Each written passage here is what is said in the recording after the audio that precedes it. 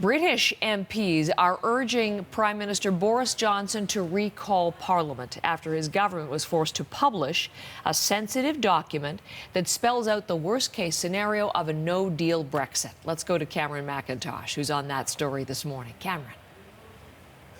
Well, Heather, Operation Yellowhammer. That's the name of the document, the name of the operation that looked into what could happen in the event of a no-deal Brexit. It almost sounds like something out of a Bond film. And actually, what it outlines could be the plot of a Bond film. It's talking about potential consequences if the UK leaves the EU without a deal on October 31st. It's talking about days-long waits at ports, days-long delays on the Eurostar through the Channel, potential food shortages, fresh food shortages, and medicine shortages, rising energy costs, electricity and gasoline, and in a worst-case scenario, demonstrations, counter-demonstrations that could lead to civil unrest, even riots. Now, these documents were prepared for the government after Boris Johnson took power at the end of July. These documents are dated August 2nd. A leaked version of these documents came out a few weeks ago. What's really striking people now is this has been posted to the government website. So the government confirming, yes, this is the scenario. These are the scenarios that we came up with and we are preparing for. Boris Johnson, when he took power, said the government would go on a war footing to prepare for a no-deal Brexit.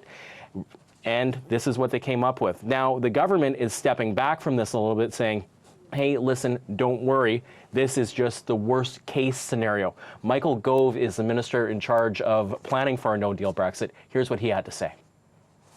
The Yellowhammer documents are a worst case scenario. They're produced so that government can take plans and take steps in order to mitigate any of those consequences.